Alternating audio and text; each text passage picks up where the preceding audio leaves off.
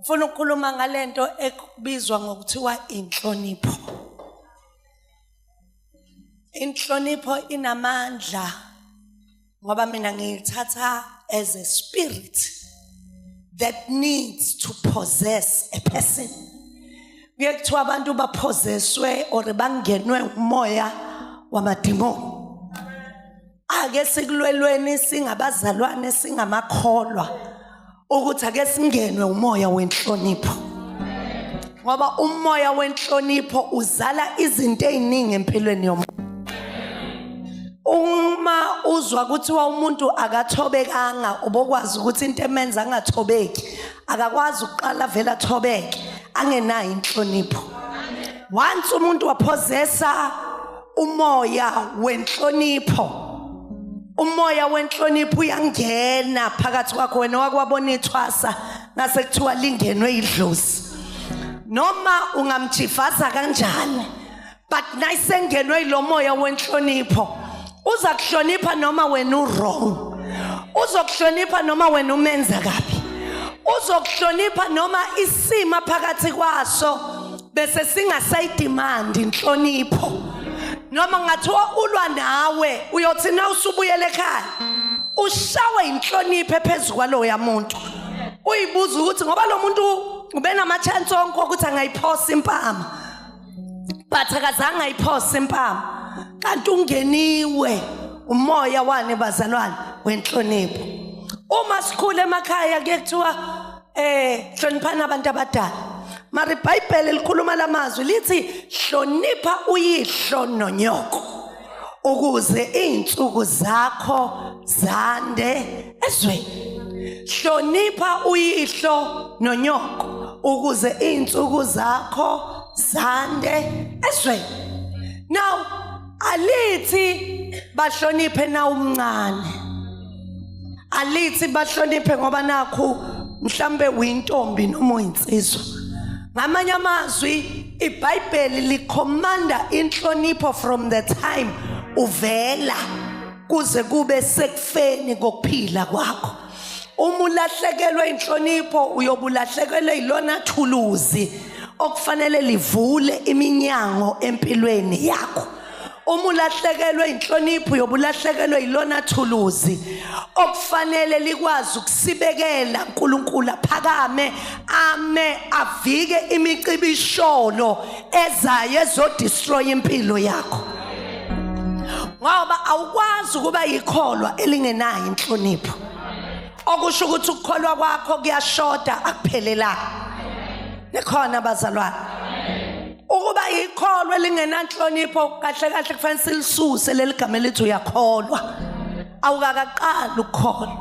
Ngoba inhlonipho ayithi mama uLthuli asihlonipha abakholwayo. Sihlonipha nabadakwayo. Sihlonipha nabashaya insango. Sihlonipha nalabo abathengisa ngemzimba estradini.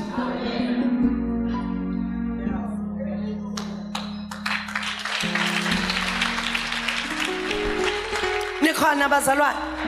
Athi omunye ngizomhloniphelana ngoba uthengisa ngomzi, simhlonipha ngoba siyamfuna. Sifune egcineni abe ngomunye wethu.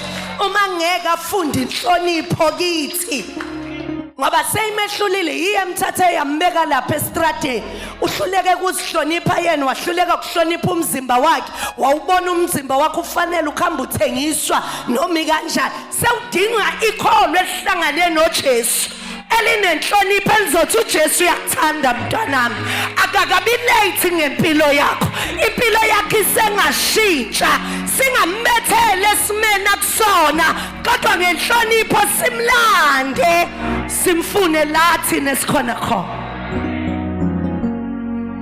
Angeke sibalande ngeinhlamba but sibalande ngenhlonipho. When you read the Bible lithi uJesu wathuliswa kwemvu phambi kwabagundi bayo angenaqala.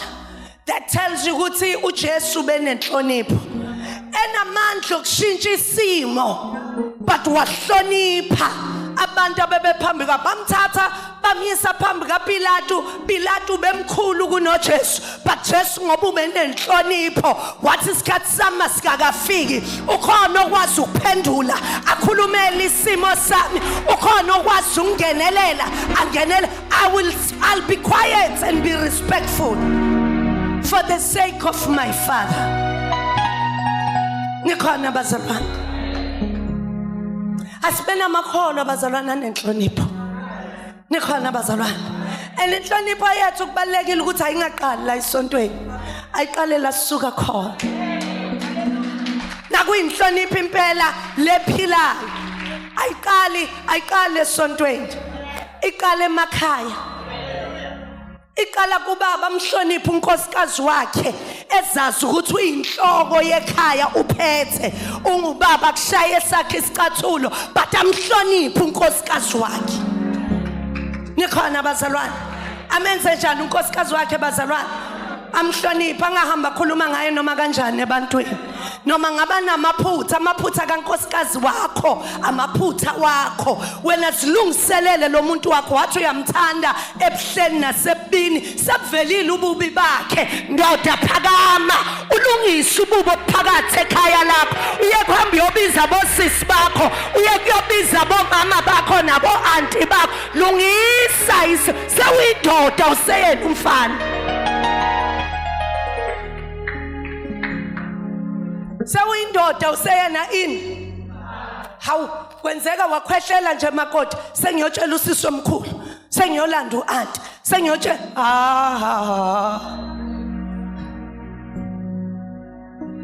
Nakunenhlonipho uyambiza unkosikazi wakho umhlalise phansi, emngami angikuthandi lokho.